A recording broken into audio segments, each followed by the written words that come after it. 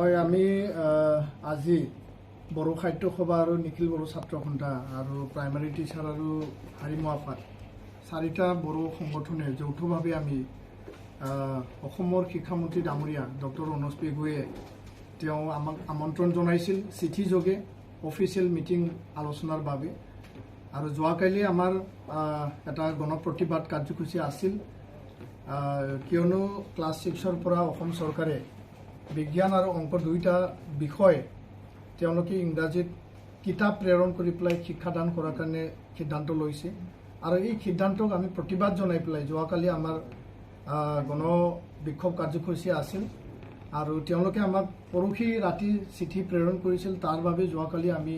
আন্দোলন আমি স্থগিত ৰাখিব লগা হৈছিল আৰু অসম চৰকাৰৰ যি পত্ৰ সেইটো সন্মান জনাই পেলাই আমি স্থগিত ৰাখিছিলোঁ তো আজি আমি সেই বিষয়টো লৈ শিক্ষামন্ত্ৰী ডক্টৰ অনুজ পেগুৰ সভাপতিত্বত আমি শিক্ষা বিভাগৰ উচ্চ বিষয়াসকল উপস্থিত আছিল বড়ো সাহিত্য সভাৰ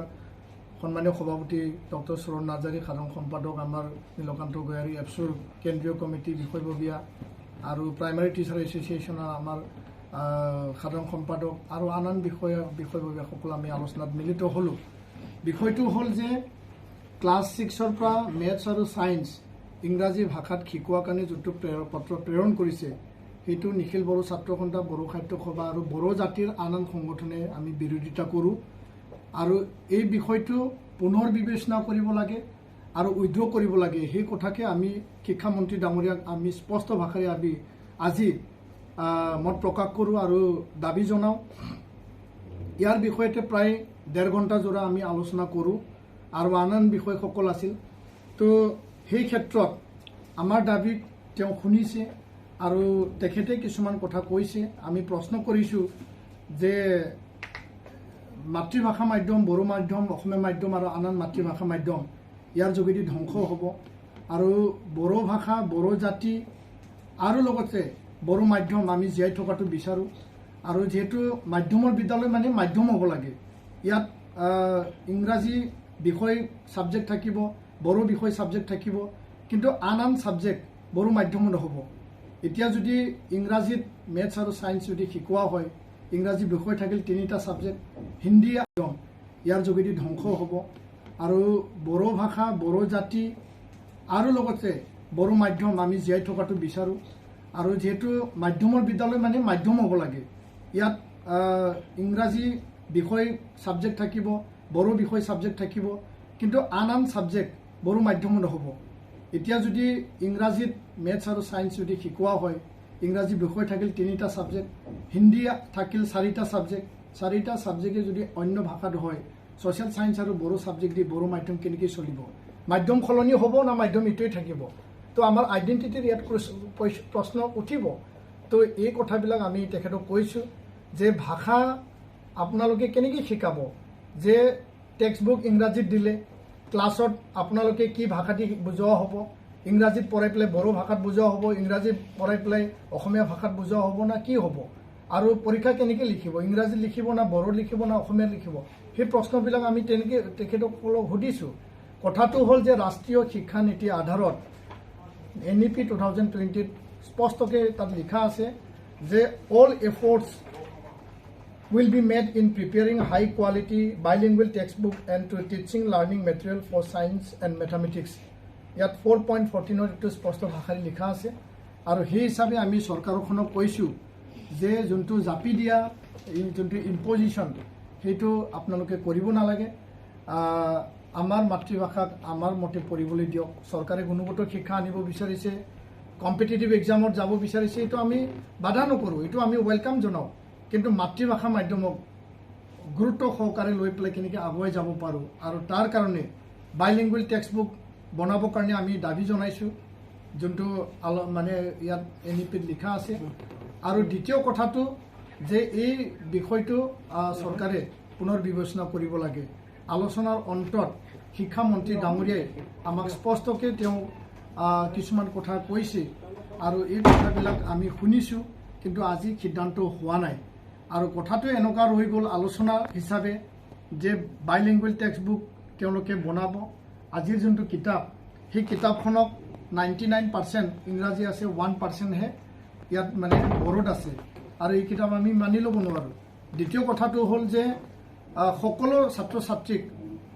ইংৰাজী জাপি দিয়া সেই বিষয়টো আমি মানি লোৱা নাই আৰু তেখেতে কৈছে যে এইটো অপচনেল কৰিব পৰা যায় নেকি সেই কথাটো আমি শুনিছোঁ কিন্তু এইটো সিদ্ধান্ত হোৱা নাই তো পৰৱৰ্তী সময়ত এই বিষয়ে বাইলিংগুৱেল টেক্সট বুক চৰকাৰে প্ৰেৰণ কৰিম বুলি কৈছে আৰু বিদ্যালয়বিলাকত বড়ো মাধ্যম অসমীয়া কিতাপ সেই কিতাপখনক 99% ইংৰাজী আছে 1%হে ইয়াত মানে বড়োত আছে আৰু এই কিতাপ আমি মানি ল'ব নোৱাৰোঁ দ্বিতীয় কথাটো হ'ল যে সকলো ছাত্ৰ ছাত্ৰীক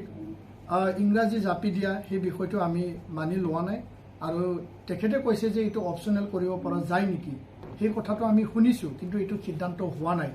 তো পৰৱৰ্তী সময়ত এই বিষয়ে বাইলিংগুৱেল টেক্সট বুক চৰকাৰে প্ৰেৰণ কৰিম বুলি কৈছে আৰু বিদ্যালয়বিলাকত বড়ো মাধ্যম অসমীয়া মাধ্যমৰ কিতাপ মজুত আছে সেইবিলাক দিয়া হ'ব বুলি কৈছে কিন্তু পৰীক্ষা কি ভাষাত লিখিব ইংৰাজীত লিখিব না বড়ো লিখিব না অসমীয়াত লিখিব শিকোৱা কোনটো ভাষাত শিকাব আৰু পৰৱৰ্তী সময়ত ইয়াৰ ব্যৱস্থা কেনেকৈ হ'ব সেই বিষয়টো সিদ্ধান্ত হোৱা নাই তো আমি পুনৰ বিবেচনা কৰিবলৈ দাবী জনাইছোঁ আৰু চৰকাৰে অপচনেল ল'ব পৰা যায় নেকি আৰু চৰকাৰেও সময় লৈছে চৰকাৰেও খাটাং কোৱা নাই যে অপচনেল লওক সেইটো কৰক বুলি কোৱা নাই তেওঁলোকেও সময় লৈছে যে আমিও এইটো বিষয়ে চিন্তা কৰিম তো 1 নম্বৰ বিষয়টো এইটো আছিল আৰু 3 লেংগুৱেজ ফৰ্মুলা ৰাষ্ট্ৰীয় শিক্ষা নীতি আধাৰত লিখা আছে 4.13ত কিন্তু আজি অসমত SCRTয়ে 4 লেংগুৱেজ ফৰ্মুলা তাত লাগু কৰিবলৈ গৈ আছে সেই ক্ষেত্ৰত আমি বিৰোধিতা কৰোঁ আৰু 4 লেংগুৱেজ ফৰ্মুলাৰ নামত বড়ো আৰু বেংগলীক অন্য ভাষা জাপি দিয়া এটা পৰিকল্পনাহে আমি দেখিবলৈ পালোঁ সেই ক্ষেত্ৰত মন্ত্ৰী ডাঙৰীয়াই আমাক আশ্বাস দিছে SCRTৰ লগত অতি শীঘ্ৰে আলোচনা হ'ব আৰু এই ফৰ্মুলা লেংগুৱেজ ফৰ্মুলা বিষয়টো সমাধান কৰিবৰ কাৰণে এটা মীমাংসা আনিব বুলি তেওঁ আমাক জনাইছে PM পোষণৰ আধাৰত যথেষ্টখিনি ফেঞ্চাৰ স্কুল গভৰ্ণমেণ্ট এইডেড বুলি যোনটো আছিল সেইটো উঠাই দিয়া হৈছে আৰু আমি দাবী জনাইছোঁ যে ৰাইট টু এডুকেশ্যন যোনটো মৌলিক অধিকাৰ শিক্ষা কোনো ছাত্ৰ ছাত্ৰী MDMৰ পৰা বা মৌলিক অধিকাৰৰ পৰা বঞ্চিত হ'ব নালাগে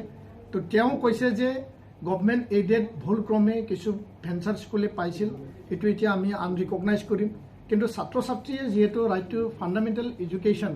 মৌলিক অধিকাৰ হিচাপে যিহেতু অধিকাৰ পাব লাগে তেওঁলোকে ফেচিলিটি পাব লাগে সেই ক্ষেত্ৰত MDM আৰু আন যিবিলাক বিষয় আছে আমি ইয়াৰ কাৰণে ব্যৱস্থা কৰিম আৰু কেন্দ্ৰীয় চৰকাৰলৈ তেওঁলোকে চিঠি লিখিম বুলি আমাক কৈছে 6.3 আধাৰত BTR চুক্তিত যোনটো 10খন কলেজ প্ৰাধিকৰণৰ কথা আছিল 3 বছৰ হ'ল প্ৰাধিকৰণ এতিয়ালৈকে হোৱা নাই আৰু আন বিদ্যালয়সমূহ হোৱা নাই তো এই ক্ষেত্ৰত অতি শীঘ্ৰে অহা সামাৰ ভেকেশ্যনত এটা এমেণ্ডমেণ্ট সংশোধনী আইন আনি পেলাই অতি শীঘ্ৰে 26খন college high school higher secondary LP ME গোটেইখিনি 6.3 আধাৰত চুক্তিক সন্মান জনাই পেলাই চুক্তিক মৰ্যাদা দি স্কুল প্ৰভিন্সিয়েলাইজ কলেজ প্ৰভিন্সিয়েলাইজ কথা কৰিম কিন্তু ছাত্ৰ ছাত্ৰীয়ে যিহেতু ৰাইট টু ফাণ্ডামেণ্টেল এডুকেশ্যন মৌলিক অধিকাৰ হিচাপে যিহেতু অধিকাৰ পাব লাগে তেওঁলোকে ফেচিলিটি পাব লাগে সেই ক্ষেত্ৰত MDM আৰু আন যিবিলাক বিষয় আছে আমি ইয়াৰ কাৰণে ব্যৱস্থা কৰিম আৰু কেন্দ্ৰীয় চৰকাৰলৈ তেওঁলোকে চিঠি লিখিম বুলি আমাক কৈছে 6.3 আধাৰত BTR চুক্তিত যোনটো 10খন কলেজ প্ৰাধিকৰণৰ কথা আছিল 3 বছৰ হ'ল প্ৰাধিকৰণ এতিয়ালৈকে হোৱা নাই আৰু আন বিদ্যালয়সমূহ হোৱা নাই তো এই ক্ষেত্ৰত অতি শীঘ্ৰে অহা সামাৰ ভেকেশ্যনত এটা এমেণ্ডমেণ্ট সংশোধনী আইন আনি পেলাই অতি শীঘ্ৰে 26খন college high school higher secondary LP ME গোটেইখিনি 6.3 আধাৰত চুক্তিক সন্মান জনাই পেলাই চুক্তিক মৰ্যাদা দি স্কুল প্ৰভিন্সিয়েলাইজ কলেজ প্ৰভিন্সিয়েলাইজ কথাটো আমি আজি দাবী জনাইছোঁ আৰু শেষত যিখিনি আছিল Assam college services recruitment board আৰু BTRক হায়াৰ এডুকেশ্যন জেনেৰেল যিহেতু ন্যস্ত কৰা হৈছে BTR যি কাউন্সিল সেই কাউন্সিলৰ অধীনত সুকীয়াকৈ কলেজ ৰিক্ৰুইটমেণ্টৰ ব্যৱস্থা কৰিব লাগে বুলি আমি দাবী জনাইছোঁ মন্ত্ৰী ডাঙৰীয়াই খুব গুৰুত্ব সহকাৰে শুনিছে আলোচনা সৌহাৰ্দ্যপূৰ্ণ আছিল আৰু চৰকাৰে খুব গভীৰতাৰে তেওঁলোকে চিন্তা চৰ্চা কৰা বুলি আমাক প্ৰকাশ কৰিছে আৰু মাতৃভাষা মাধ্যম বড়ো মাধ্যম অসমীয়া মাধ্যম জীয়াই ৰখাৰ স্বাৰ্থত যাতে আমাক জাপি দিয়া নহয় আৰু মেথছ আৰু সায়েন্স বিষয়টো অতি শীঘ্ৰে তেওঁ আলোচনাত বহি পেলাই ইয়াৰ এটা মীমাংসা ওলাম বুলি আমাক প্ৰতিশ্ৰুতি দিছে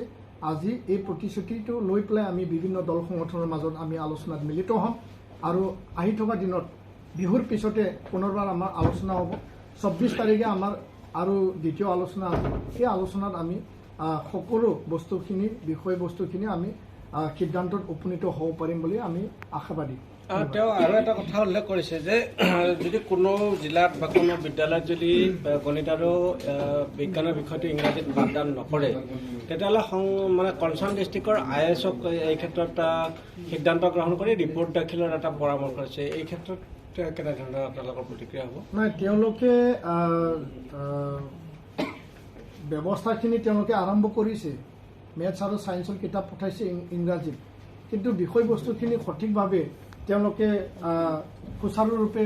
ব্যৱস্থাটো কৰি লোৱা নাই তো ইয়াৰ কাৰণে আমি কিছুমান আজি প্ৰশ্ন সুধিছিলোঁ সেই প্ৰশ্নবিলাক তেখেতে ৰিপ্লাই দিছে তথাপিও আমাৰ তাত বহুতো কুৱেশ্যন বহুতো প্ৰশ্ন ৰৈ গৈছে তো কনচাৰ্ণ IASক তাত কিতাপ আছে তেওঁলোকৰ লগত আলোচনা কৰিব লাগে নীতিটো একেটাই হ'ব লাগে নীতি স্পষ্ট হ'ব লাগে